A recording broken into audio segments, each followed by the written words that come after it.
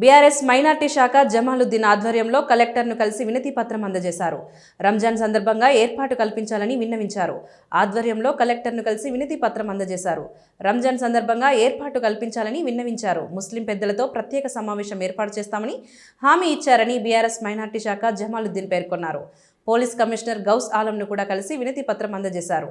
రంజాన్ సందర్భంగా ఏర్పాట్లు కల్పించాలని విన్నవించారు. ఈ కార్యక్రమంలో పలువురు పాల్గొన్నారు.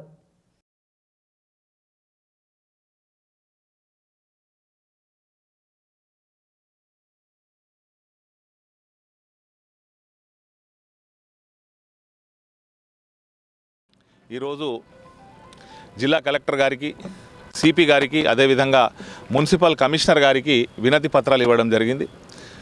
రేపటి నుండి ముస్లింలు ఎంతో పవిత్రంగా భావించేటువంటి రంజాన్ మాసం ప్రారంభమవుతున్నందున ప్రతి సంవత్సరం ముస్లిం మత పెద్దలు మరియు జిల్లా అధికార యంత్రాంగంతో కలిసి ఒక సంయుక్త సమావేశం ఏర్పాటు చేసి రంజాన్ నెలలో మైనారిటీ వాళ్లలో కల్పించాల్సిన సౌకర్యాల గురించి చర్చ జరిగేది. కానీ ఎన్నికల కోడ్ ఉండడం వల్ల అట్టి సమావేశం జరగలేదు. కావున ఈరోజు మేము జిల్లా కలెక్టర్ గారికి ఒక వినతి పత్రం ఇచ్చి అటువంటి సంయుక్త సమావేశాన్ని ఏర్పాటు చేయాలని చెప్పి కోరినాము.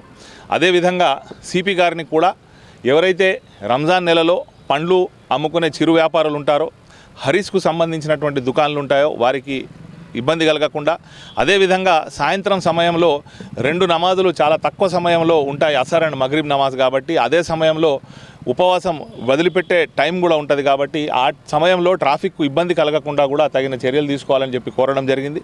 అదేవిధంగా మున్సిపల్ కమిషనర్ గారిని కరీంనగర్లో ఉన్నటువంటి అన్ని మసీదులు, ఈద్గాలు, ఖబ్రస్థాన్లు మరియు ముస్లింలు ఎక్కువగా నివసించేటువంటి ప్రాంతాలలో తగిన పారిశుద్ధ్య ఏర్పాట్లు చేయాలని, దాంతోపాటు నిరంతరం మంచినీటి సరఫరా జరగాలని, అదేవిధంగా రాత్రి సహరీ భోజనం చేస్తారు కాబట్టి ఉదయం 3 గంటల సమయంలో, రాత్రి సమయంలో కరెంటు కోతలు ఉండకుండా, ఇబ్బంది కలగకుండా వంట చేసుకునే విధంగా ఉండే విధంగా వారికి కరెంటు కూడా నిరంతరం సరఫరా చేయాలని చెప్పి కూడా కోరడం జరిగింది.